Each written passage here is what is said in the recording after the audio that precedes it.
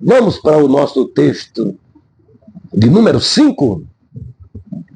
O texto número 5, a justificação pela fé sem as obras da lei. Está aí ao lado um comentário do suicídio teológico, muito importante, que os alunos não devem perder, deixar de ler isso aí, que é muito bom.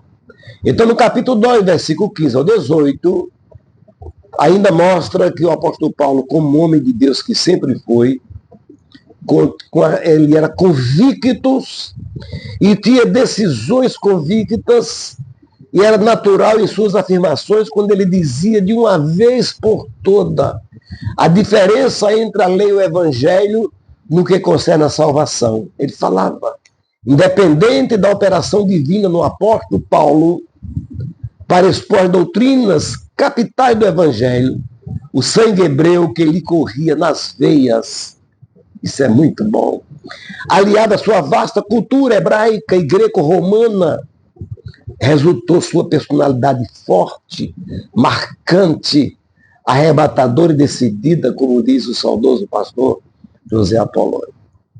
Então, uma confirmação disso pode ser vista em sua censura aplicada publicamente a Pedro, por sua incoerência quanto à lei e o evangelho. Estava em Antioquia, e eles trataram isso do versículo 1, versículo 11 ao versículo 21, do capítulo 2 da Epístola em Estudo.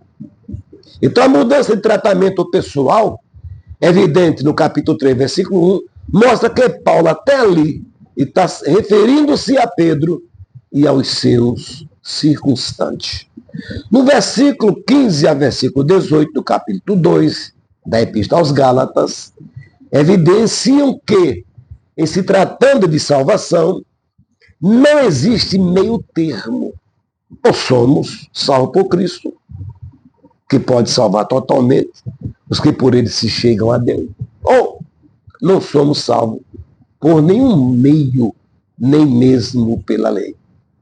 Os versículos 15 e 16 mostram que até os judeus que receberam a lei e a preservaram para a sua transmissão, somente serão justificados pela fé em Jesus Cristo, segundo o Evangelho. Porque a lei mostrava que era necessário que viesse a semente da mulher.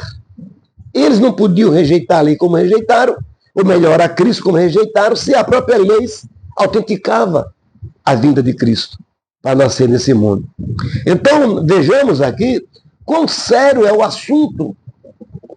A graça a Deus, que o Espírito Santo inspirou e usou poderosamente o apóstolo Paulo para expor de maneira completa e definitiva esta essencial doutrina da palavra de Deus referente à salvação.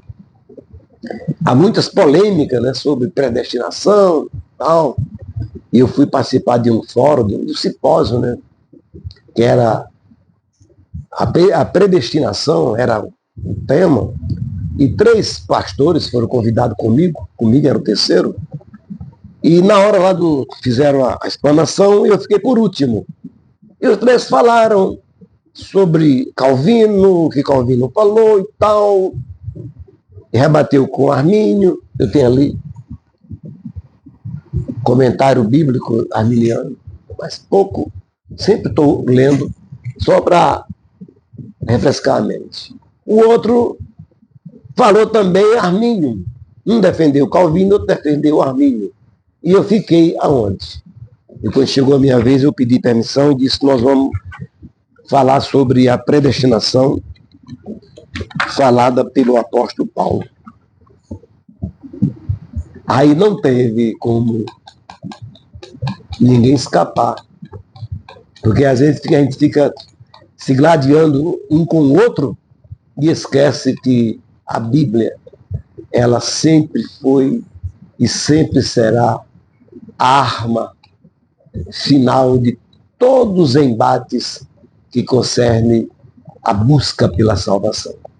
Então esta é a razão magnífica que nós estudamos aqui, quando ele fala sobre a vida do apóstolo Paulo como homem defensor do Evangelho, chamando assim o meu Evangelho.